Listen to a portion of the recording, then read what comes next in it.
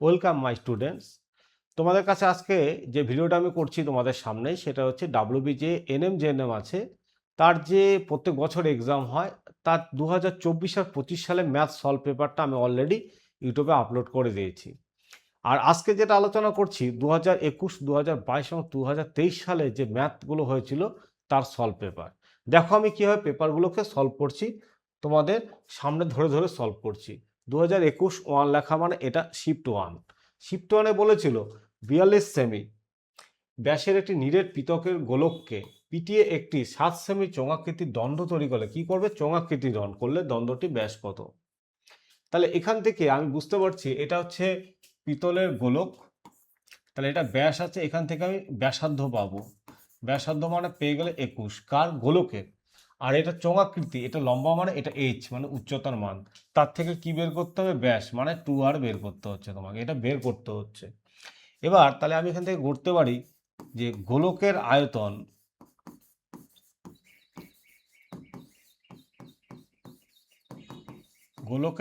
সমান সমান চোঙের আয়তন।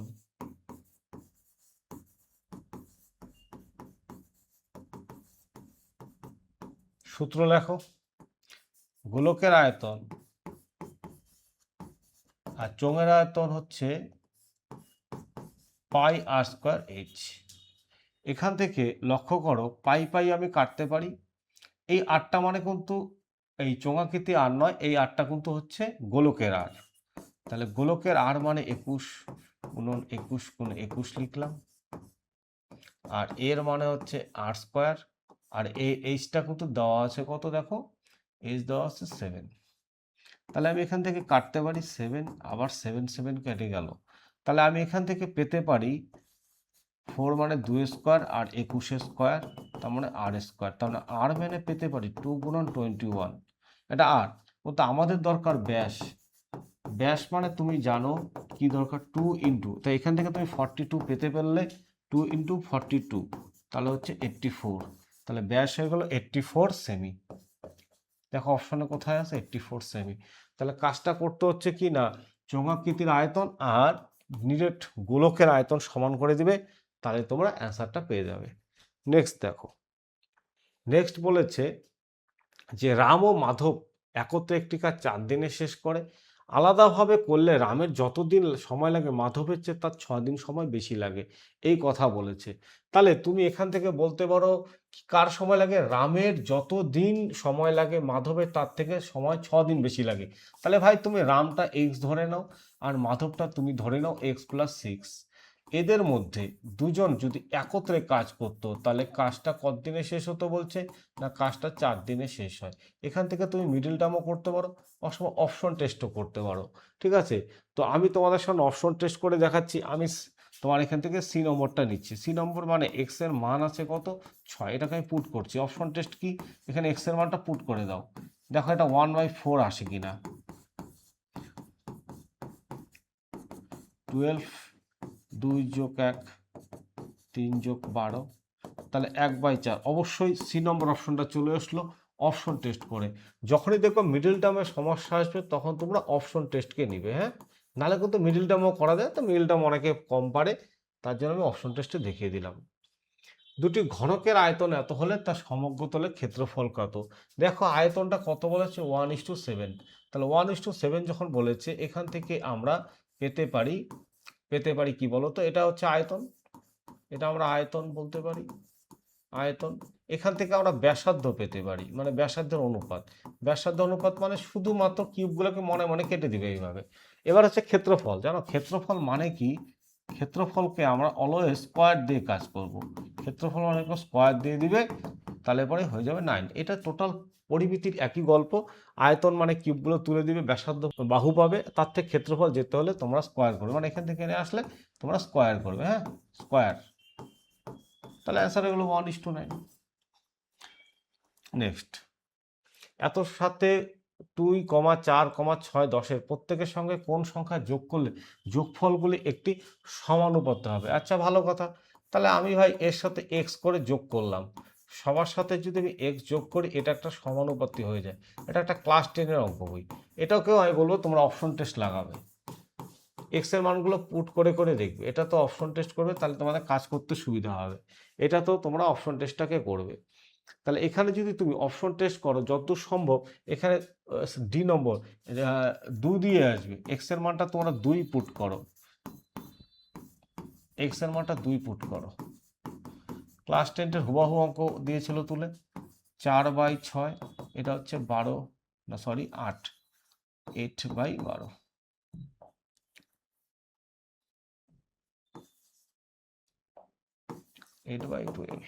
তুমি দেখো কাটাকাটি যদি করো 2 দিও, তাহলে 2, 4 আর 6, তাহলে ঠিকই আছে, দুপাশে সমান। তাহলে আমি বলতে পারি ডি নম্বরটা অপশন আছে। একদম ক্লাস 10-এর অঙ্ক বই থেকে আছে। হ্যাঁ, ক্লাস 10-এর অনুপাতের যে অঙ্ক বই, সেখানে এটা অনুশীলনীতে আছে করা। একটি গ্রামের জনসংখ্যা এন প্রতি বছর জনসংখ্যা বৃদ্ধির বা 2x 5 বছর পরে কত হবে? বা এরকম একটা সূত্র সমাহার বৃদ্ধিতে তোমাদের আছে, বৃদ্ধি বলে এরকম, ঠিক আছে, এরকম করা আছে। এখানে কিন্তু বর্তমান জনসংখ্যা মানে এটাকে আমি পি বলতে পারি, আর বৃদ্ধির হার মানে এটাকে বড় আর বলতে পারি, এটা মানে আমরা টি বলতে পারি। যার যার মান বসিয়ে দাও, অঙ্ক শেষ। শুধু যার যার মান বসিয়ে দাও। টি এর মান 5। এটা একটু কাটাকাটি যদি করছে ওরা, করেছে, তা আমিও করে দিলাম। ক্লিয়ার? ঠিক আছে, একদম সমাহার বৃদ্ধি ক্লাস 10-এর অঙ্ক, অঙ্ক। তারপরে 2021-এর অলরেডি আমাদের দুটো শিফট পরীক্ষা হয়েছিল, আর প্রত্যেকটা শিফটে আমি বলবো 5টি করে অঙ্ক ছিল। হ্যাঁ, এটা আমাদের 2 নম্বর শিফটে। এটি নিরেট গোলক, এটি লম্বাবৃত্তাকার চোঙ। দেখো নিরেট গোলক একটু আগে আমি করেছিলাম 1 নম্বর শিফটে। তার কি বলছে, এটি নিরেট গোলক ও বৃত্তাকার চোঙের ব্যাসার্ধ ঘনফল সমান হলে। ভালো কথা, নিরেট গোলকের ব্যাসার্ধ আর কি বলছে বৃত্তাকার চোঙ, এদের কি বলছে না, ব্যাসার্ধ আর ঘনফল যদি সমান হয় তাহলে কি হবে ভাই? নিরেট গোলকের হলে পরে ব্যাসার্ধ ও চোঙের আয়তন কত হবে? তাহলে তোমরা নিরেট গোলকের আয়তন ভাবো, একটু আগে দেখেছিলাম। নিরেট গোলকের আয়তন মানে হচ্ছে 4/3 পাই আর কিউব। আর কার আছে? লম্বা বৃত্তাকার চোঙেরটাও দেখেছিলাম, পাই আর স্কোয়ার এইচ। এই দুটোর মধ্যে কথা বলেছে, ভালো কথা। এখানের মধ্যে পাই পাই ক্যান্সেল করে দাও, আর আর ক্যান্সেল করলে এখানে একটা আর থাকে, তাহলে 4r is equal to 3h। বলেছে কি ব্যাসার্ধ আর আর এর এইচ এর মধ্যে অনুপাত।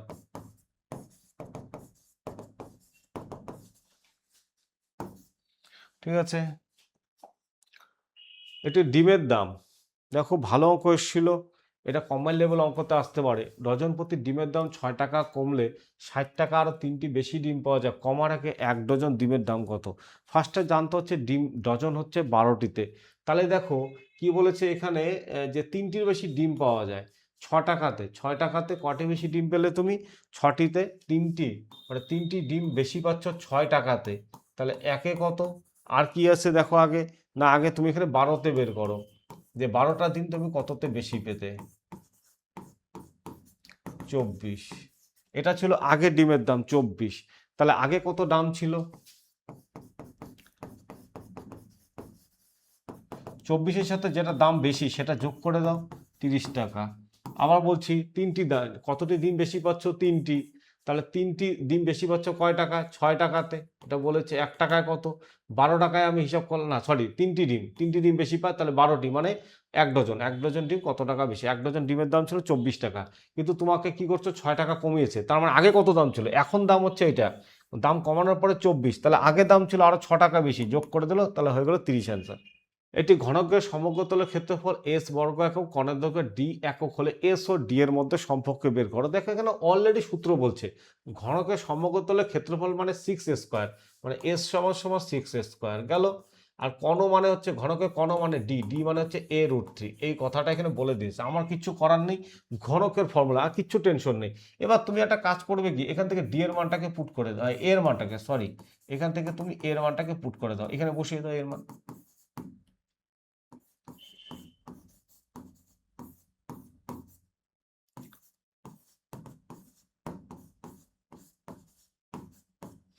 দেখো হয়ে গেল এস সমান সমান 2d², কিন্তু এখানে অপশানে d² মান এনেছে, তাহলে d² মানে s/2। একদম ঘনকের ফর্মুলা দিয়ে অঙ্ক করেছে। এটা ঘনকের সমগ্রতলের ক্ষেত্রেও ঘনকের কর্ণের ফর্মুলা, একদম ইজি ঘটনা। এখান থেকে এর মান এনে বসিয়ে দেবে, এসে অলরেডি অ্যান্সার বেরিয়ে যাবে। এটা দেখো একটু আগে করলাম, কত সংখ্যা যোগ করলে সেম টাইপের অঙ্ক এসেছিল, একই বলবো, এটাকেও বলবো অপশন টেস্ট করো তুমি। ভাই এগুলো তো অপশন টেস্ট না করলে না হবে না, কারণ অনেকেই না আমরা ম্যাথটাকে একটু কম পারি, তো যে অঙ্কটা যেরকম করে হয়, হ্যাঁ যারা পারো অবশ্যই তারা ক্যালকুলেশন করে করে ফেলবে, আমি বলবো এটাকে অবশ্যই অপশন টেস্ট করো। ঠিক আছে, এগুলো এতটাও কঠিন নয়, আর যদি তুমি মাল্টিপ্লাই করে মানে বজ্রগ্রহণ করে কাজ করতে পারো তাহলে তো খুবই ভালো। ঠিক আছে, তো আমি এখান থেকে অপশন সি নম্বরকে ট্রাই করছি, কারণ আমি একটু হালকা মনে মনে ভাবলাম যে এটা হতে পারে। ঠিক আছে, হতে পারে, আমি কিন্তু শিওর না। ঠিক আছে, দুপাশে সমান আসবে, দেখি কি হয়। 10/15, 20/30,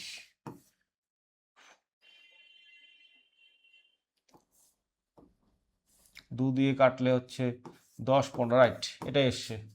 তাহলে সিনো বললাম না, অপশন টেস্টে এটা খুব সুন্দর আসে, নতুবা কোনাকুনি গুণ করে করে করতে হবে, তাতে একটু সময়টা বেশি লাগে, যারা ক্যালকুলেশন কম পারে তাদের জন্য বলছি। দেখো এটা বলেছিল এত টাকা 2 বছর সমমূল চক্রবৃদ্ধি দেওয়া, তাহলে বার্ষিক শতকরা সুদের হার কত।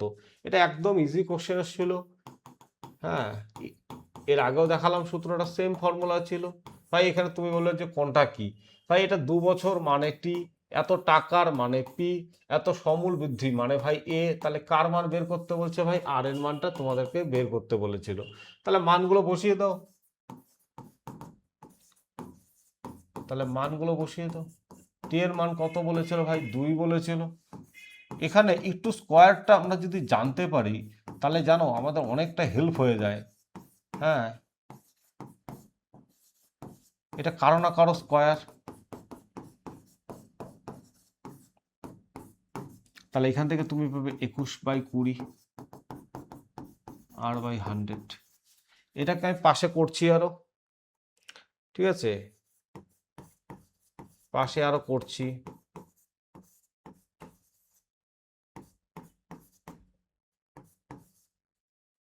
105, এখানে 100 আছে, সমান সমান 105 বার আর। দেখো আর মানে 5 এসছে, ক্যালকুলেশন দেখে নাও কি করলাম। এখানে লসাগু করবে, তাহলে এখানে 21/20/100 প্লাস আর বাই 100 আসবে, কাটাকাটি করবে, যদি তোমরা এটাকে মাইনাস করে দাও তাহলে হয়ে যায় 5, তাহলে আর এর মান হয়ে গেল 5%। 22-এর 1 নম্বর দেখো কি বলেছিল, 22-এর 1 নম্বরে। হ্যাঁ, 22 সালের যে আমাদের শিফট ছিল সেটা সুজন ও তপন একসঙ্গে একটি কাজ করছে। সুজন ও তপন একসঙ্গে একটি কাজ 8 দিনে শেষ করে, তপন অশোক একসঙ্গে একই কাজ 6 দিনে করলে তারা বাকি, মানে এখানে জোড়ায় জোড়ায় কাজ করেছে। এই যে সুজন আর তপন একসাথে কাজ করেছে কতদিনে, 8 দিনে। তপন আর অশোক করেছে সেই কাজ 6 দিনে, আবার সুজন আর অশোক সেই কাজ করেছে 4 দিনে, এভাবে জোড়ায় জোড়ায় কাজ করেছে। আচ্ছা, তাহলে সুজন আর তপন কাজ করলো 8 দিনে, এটা তোমাদের কাছে দেওয়া আছে। তপন আর অশোক কাজ করলো ভাই 6 দিনে, আর কার মান দেওয়া হচ্ছে না, সুজন আর অশোক কাজ করলো 4 দিনে। এগুলো তোমরা নিশ্চয়ই করেছো আগে। 2 ইন্টু দিয়ে অঙ্ক শুরু করতে হয়, 2 ইন্টু দিয়ে অঙ্ক, সরি এটা 1/8।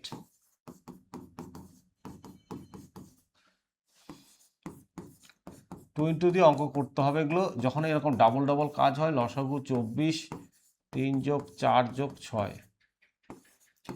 বলছে তারা যদি একত্রে কাজ করে তাহলে কতদিনে করবে, কোনো ব্যাপার নাই, সেম অঙ্ক থাকে। 7 আর 6 13, 13/24, 10 3 13, রাইট।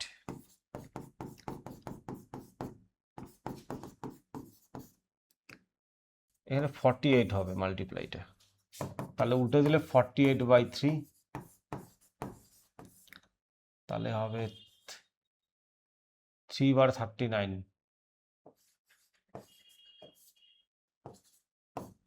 আচ্ছা, এখানে পরীক্ষার সময় যে অপশনটা দিয়েছিল অপশনটা রং ছিল, হ্যাঁ, এর জন্য আমার একটু কনফিউশন হচ্ছিল, অপশনটা রং ছিল।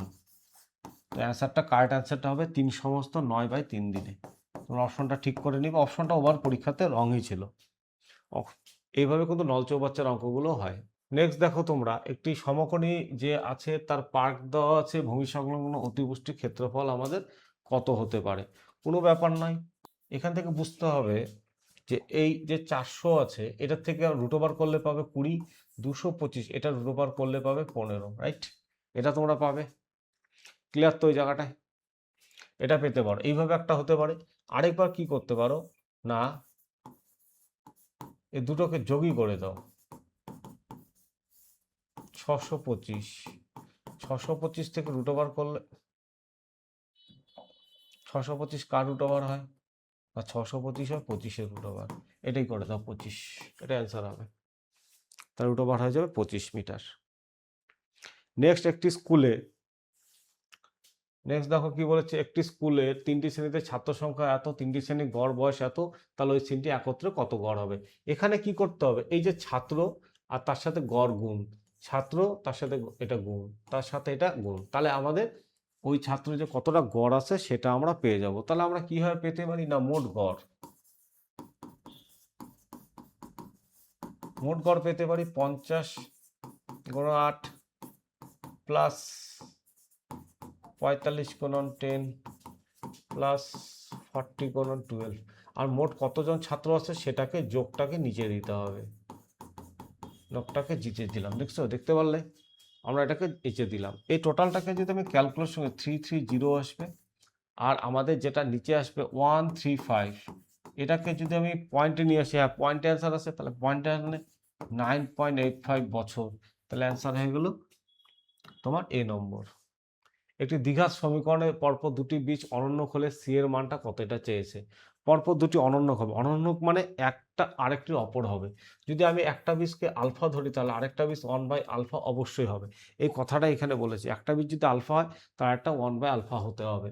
তাহলে ঠিক আছে, আমি এখান থেকে একটা কাজ করতে পারি, এই দুটো গুণফল বের করতে পারি। গুণফল মানে আমরা জানি সি বাই সামনে রে, তাহলে সি বাই এ মানে 3, আলফা আলফা কেটে গেল 1, তাহলে 3, সি এর মান হয়ে গেল 3, শুধু 3। দ্বিঘাত সমীকরণ অঙ্ক ছিল এটা, এটাও দ্বিঘাত সমীকরণ। যদি দুটো সমীকরণে বীজ দুটো এটাই হয়, কি বলছে না, তাহলে বীজ দুটার আগে আমাদের কি বের করতে হয়, বীজ দুটার সমষ্টি বের করতে হয়। যদি আমরা সমষ্টি বের করি, করে রাখলাম, আর কি করতে হয় না, বীজ দুটার গুণফল বের করতে হয়। তাহলে নির্ণয়ের সমীকরণে তোমরা জানো মাঝখানে কিন্তু আমাদের সমষ্টিটা বসে, আর তার সাথে পরে গিয়ে কি বসে, গুণফলটা ইকুয়াল টু 0। দেখো অ্যান্সারটা মিলে যাচ্ছে।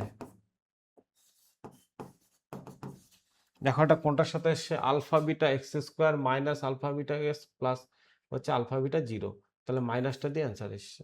তো আমার একটা আয়তঘনক দৈর্ঘ্য প্রস্থ উচ্চতা দেওয়া আছে, একটা আয়তঘনকে গলিয়ে সমান 3টি মাপের লম্ব বৃত্তাকার নিরেট চোঙ তৈরি করা হলো, প্রতি চোঙে 3 সেমি সমান হয়তো চোঙগুলি ব্যাস করতো, মানে দুটোর মধ্যে যদি আমরা আয়তনটাকে সমান করতে পারি তাহলেই অঙ্ক শেষ।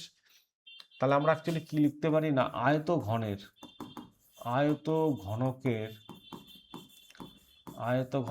আয়তন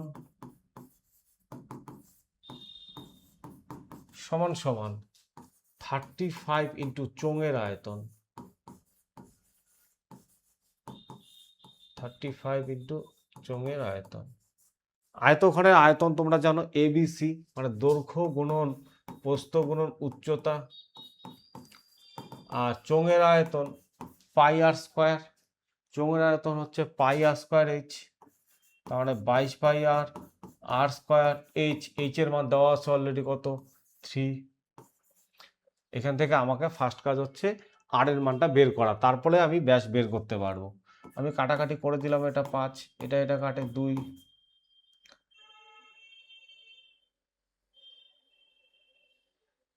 5 দিয়ে কাটে 3 কাটলো, 2 দিয়ে কাটে 4, অলরেডি আর স্কোয়ার মানে আসলো 4, তার মানে আর মানে আসলো 2, সুতরাং ব্যাস মানে 2 আর 2 গুণন 2, উত্তর হলো 4, 2 গুণন 2 উত্তর হয়ে গেল 4।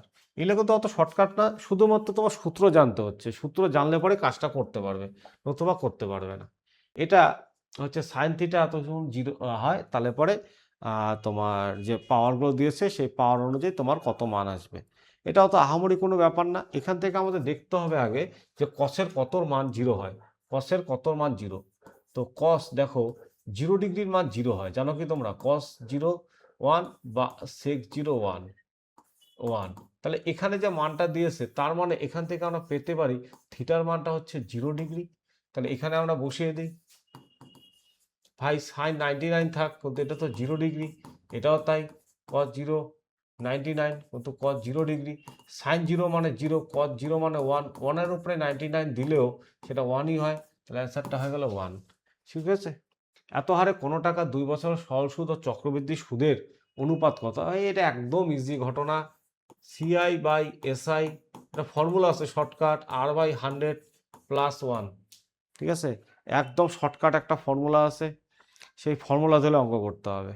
তাহলে ফর্মুলাটা 100 না 200 করে দাও, তাহলে তাড়াতাড়ি হবে। হ্যাঁ, R/200/100, তাহলে হার সি বাইটা অনুপাত বলছে, আর এর মান 10 দেওয়া আছে, এটা কিন্তু 200-র জন্যই প্রযোজ্য। হ্যাঁ, মানে সরি 2 বছরের জন্য এই সূত্রটা প্রযোজ্য।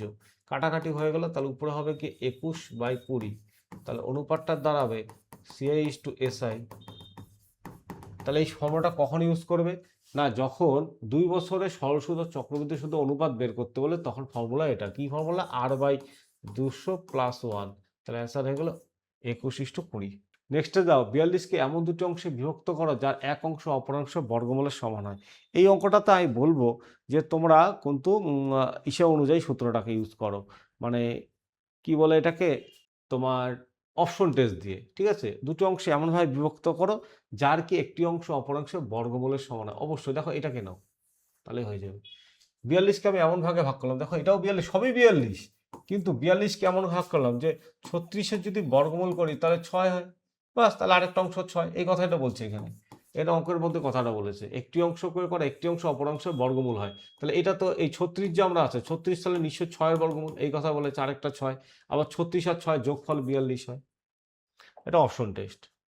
দেখো মাধব একটি ব্যাংকে কি করেছে, মাধব একটি ব্যাংকে এত টাকা চক্রবৃদ্ধি হারে 2 বছরের জন্য জমা রাখলেন, ও তার ভাই ওই ব্যাংকে এত সুদের হারে একই পরিমাণ টাকা একই সঙ্গে 2 বছর পরে কে টাকা বেশি পাবে এবং কত বেশি পাবে? ভালো কথা, কে বেশি পাবে এবং কত বেশি পাবে, বা এদের দুজনের মধ্যে ডিফারেন্সটা বের করে দাও তুমি, তাহলেই কাজ শেষ, যে ডিফারেন্সটা কত।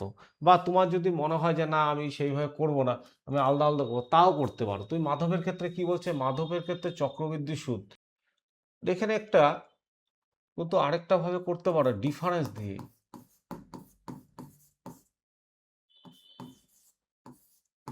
R/100 হোল স্কয়ার, পি মানে 1000 টাকা, আর এর মান 6 গুণন 6,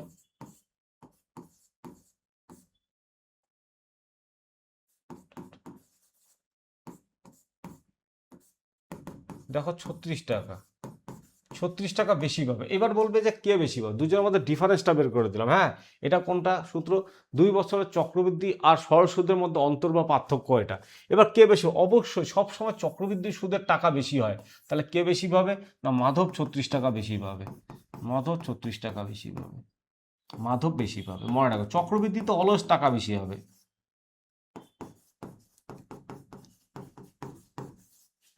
মাধব বেশি পাবে।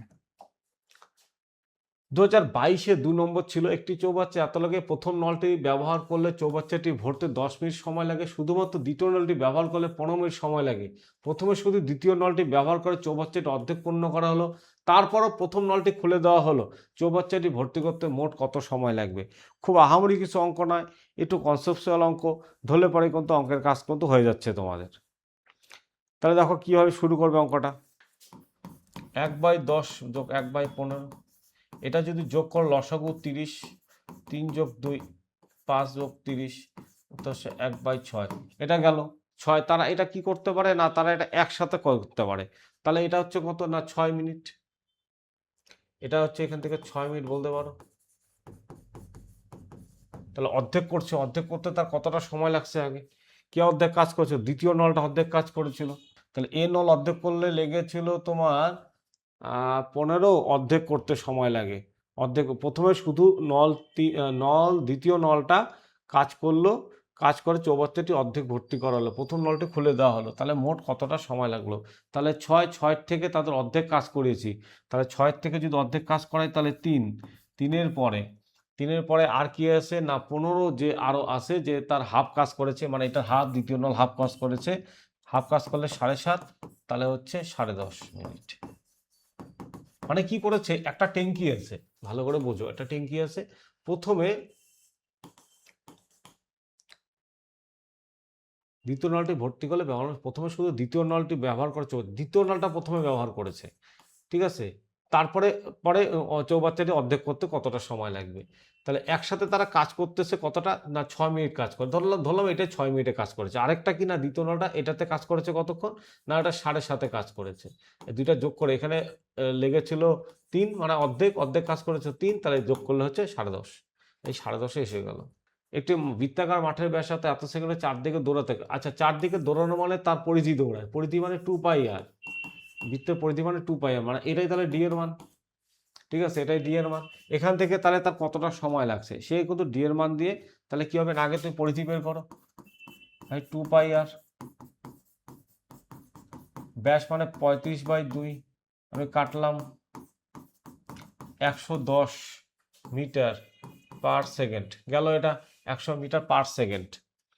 আচ্ছা, এবার এটা কিন্তু মিটার গেল, মিটারটাকে আমি কি করলাম, না না সরি, এটা তো সেমি হবে না, শুধুমাত্র ইসে দাও, হ্যাঁ এটা মিটার আসলো, এটা মাত্র মিটার আসলো, তাহলে এখানে কি আসলো 110, এটা কিন্তু সেমি হয়ে গেল। এটা কিন্তু কার মান বের হলো, না এটা ডি এর মান বের হলো, তাহলে এস ইকুয়াল টু ডি/টি তে বসিয়ে দাও, ঠিক আছে, তাহলে অঙ্ক শেষ। ডি এর মান হচ্ছে 1100 আর এস এর মান 10, তাহলে এখান থেকে টি এর মান পাবা, তাহলে টি এর মান চলে আসলো 100 সেকেন্ড, টি এর মান চলে আসলো 100 সেকেন্ড। দেখতে পাচ্ছ খুবই ইজি অঙ্ক ছিল, কোনো কঠিন কিছু না, শুধুমাত্র পরিধি জানতে বললেই হলো। এটা তো একটা অনুপাতের অঙ্ক এসছে, পাশাপাশি দুটি স্কুলের ছাত্রছাত্রী মোট সংখ্যা সমান, কিন্তু ছাত্রছাত্রীর সংখ্যার অনুপাত একটিতে 9:10, অন্যটিতে 10:9 হলে দুটি স্কুল মিলে মোট ছাত্রছাত্রীর অনুপাত কত, এই কথা বলেছিল, ঠিক আছে। তাহলে আগে ছাত্র বের করে নাও, মোট ছাত্র, তুমি মোট ছাত্র বের করো। মোট ছাত্র হচ্ছে প্রথমটাতে 9/19, তারপরটাতে 10/9, তারপরেরটাতে মোট ছাত্রী, সেমভাবে বের করো মোট ছাত্রী। মোট ছাত্রী কি আছে, না মোট ছাত্রী হচ্ছে তোমার 10/9 যোগ 10/9, না সরি 10/19 যোগ হচ্ছে 9/19, এই দুটাকে এবার অনুপাত করে দাও। এই দুটোকে তুমি অনুপাত করতে পারলে অঙ্ক হয়ে গেল। এই দুটাকে এখান থেকে তুমি পাবে 19/19 মানে 1, এখানে 19/19 9। এবারে দুটোর মধ্যে অনুপাত বের করতে বলছে, কি অনুপাত, ছাত্র ইস্টু ছাত্রী, কি হচ্ছে 1:1, বাস আনসার হয়ে গেল কি 1:1, এটা হচ্ছে ডি নম্বরের অপশন। একটি সমবায় ব্যাংক প্রথমে 5% ও দ্বিতীয় বছরে 4% চক্রবৃদ্ধি হারে সুদ দেয়, কিছু টাকা যদি 2 বছরে সুদে আসলে 2000 এত টাকা হয়, তাহলে আসলের পরিমাণ কত হবে। এটা একটা সমবায় ব্যাংকের অঙ্ক এসেছিল, হ্যাঁ চক্রবৃদ্ধি সুদে আসলে একটি সমবায় ব্যাংক প্রথম 5 দ্বিতীয় বছরে সুদে কিছু টাকা যদি 2 এত, তাহলে আসলের পরিমাণ কত ছিল, হ্যাঁ 2 বছর সুদে। এটা কিন্তু ফর্মুলা হচ্ছে তোমাদের a is equal to p into 1 plus r/100, মানে r1 দিয়ে, আর এটা হচ্ছে 1 প্লাস r200, এই ফর্মুলাটা দিয়ে করবে, অঙ্ক চলে আসবে। সুদে আসলে 184 হয়েছিল, পি আর এর মান ছিল 5/100, তারপর একটা r2 ছিল 4/100, ঠিক আছে।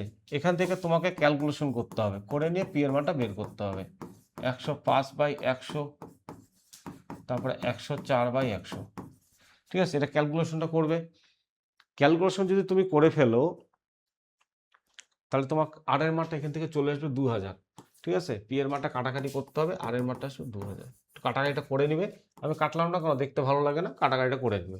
কত টাকা 2 বছরে এত হারে এত, চক্রবৃদ্ধি অন্তর এত হবে, ঠিক আছে। কত টাকা মানে আসল বের করতে হচ্ছে, একটু আগে করেছিলাম 2 বছরের মধ্যে যদি পার্থক্য আসে সরল সুদ আর এটা পি এর মানটা নেই, আর এর মান হচ্ছে 4/100, এটা কিন্তু ফর্মুলা, শর্টকাট ফর্মুলা, কি না 2 বছরের চক্রবৃদ্ধি আর সরল সুদের মধ্যে, এটা হচ্ছে শর্টকাট ফর্মুলা। এটা কাটাকাটি করে ছোট করে নিতে পারো, 25, কোনাকুনি গুণ করো, কোনাকুনি গুণ করে দাও, আনসার চলে আসবে। কত গুণ দেখো, করে দেখো, গুণ করে তোমার আসবে 68750, এই দুটো গুণ করে কেন আসবে না, আসবে, এটাই আসবে, হ্যাঁ ঠিক। নেক্সট দেখো, একটি লম্ব বৃত্তাকার চোঙের ভূমির ক্ষেত্রফল বলেছে, হ্যাঁ ভূমির ক্ষেত্রফল অলওয়েজ পাই আর স্কয়ার, আর পার্শ্বতলের ক্ষেত্রফল পাই আর এল, বর্গমিটার হলে চোঙটির উচ্চতা কত, ঠিক আছে। দুটো ফর্মুলা থেকে কাজ করে নিয়ে তৃতীয় নম্বর ফর্মুলাটাতে কাজ বসাতে হবে, ঠিক আছে। আর পার্শ্বতলের ক্ষেত্রফল 2πr² এইচ হবে, এইচ রাইট। সরি 2πr/h, এটা h দাও, এটা l না h, বাস এই দুটোর মধ্যে তুমি সমান করে দাও, বা মান তো দেওয়াই আছে, নিয়ে তুমি চোখটা উচ্চতা বের করবে, কিছু না, πr² মানে 154, এখান থেকে ভাই 2πr/h মানে 308, এখান থেকে তুমি মান তো পাবেই, কেন পাবে না দেখো, r² 154, এটা দিয়ে এটা কাটলে পরে যত 7 বার, তাহলে r এর মান এখান থেকে 7 আসে। এবার এখানে বসিয়ে দাও তো, এখানে r এর মানটা তুমি বসিয়ে দাও, তাহলে দেখো আলটিমেট h এর মানটা পাবে। h এর মান যদি তুমি কাটাকাটি করো দেখবে h এর মানটা চলে আসবে 7, h এর মানটা দেখবে চলে আসছে 7, তাহলে এখানে আছে 7 মিটার, 7 মিটার। নেক্সট হচ্ছে দেখো, এটা একটা লগের অঙ্ক, ক্লাস 9-এ তোমাদের লগ আছে, সেই লগের অঙ্ক এখানে এসছে। লগের অঙ্ক কি করবে? লগের অঙ্কে দেখো এখানে বলেছে যদি আমরা এটাকে বাই করতাম, তাহলে এই যে লগ আছে মনে মনে এই লগ আর এই লগকে মনে মনে কেটে দাও, বাস এক কথায় শেষ, আর কেউ ঝামেলাই নেই, পরিষ্কার করে লেখো কে আছে, সমান সমান 4, ভালো কথা, xy/y, y/x সমান সমান হয়েছে কত 2, আর কি চাচ্ছে এখান থেকে, কি অঙ্কটা চাচ্ছে ভাই, কি আসবে, আচ্ছা ভালো কথা আসবে, কোনো ব্যাপার নেই, x² + y² / xy সমান সমান 2, তাহলে x² + y² - 2xy সমান সমান 0। দেখো এটার থেকে ফর্মুলা আসছে তার হোল স্কয়ার। এবার আমরা জানি যদি এটা হোল স্কয়ার 0 হয় তাহলে নিজে 0, তাহলে আমি কি লিখতে পারি, x সমান সমান y, এই নম্বরটা অপশন। কি বলছিলাম, এখানে একটা সূত্র আসছে a - ab + b স্কয়ার, সেটা হোল স্কয়ার, a - b তার হোল স্কয়ার, তাহলে এটা যদি নিচে হোল স্কয়ার হয় তাহলে একা একা 0 হয়, একা 0 হলে x সমান সমান y, এটা মান চলে আসলো। এটাও তাই অঙ্ক। এখানে তুমি কি করবে না, এখান থেকে তুমি মনে মনে ভাববে ভাই যে এই যে x আছে, x এর মানটা হচ্ছে এটা, এখান থেকে ভাববে y এর মানটা এটা, এখান থেকে ভাববে z এর মান এটা, বাস দেখিয়ে বসে দাও এখানে। হ্যাঁ, তার আগে তুমি এই অঙ্কটাকে ভেঙে নাও, তাহলে তোমার সুবিধা হবে, তার আগে ভেঙে নাও, ঠিক আছে, তার আগে তুমি ভেঙে নাও, ভেঙে নিয়ে এখানে মানগুলোকে বসিয়ে দাও, log x এর মান, log r, ওই যে উপরে লিখে রেখেছি, মানগুলোকে বসিয়ে দাও, এটাকে গুণ করে দাও টোটালটাকে,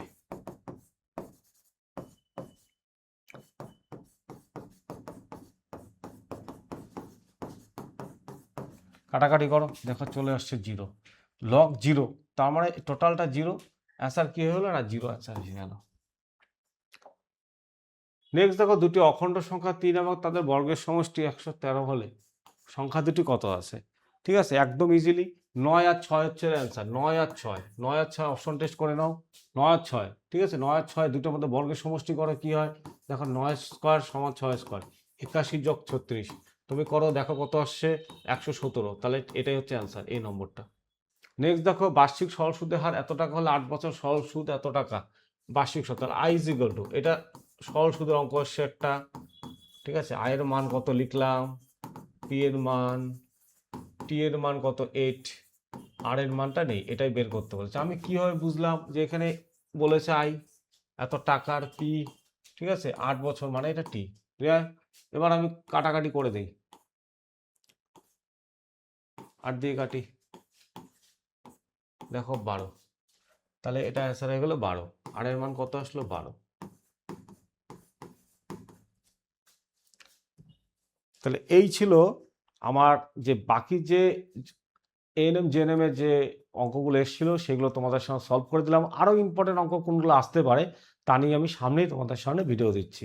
ততক্ষণের জন্য জয় হিন্দ, ভারত মাতা কি জয়।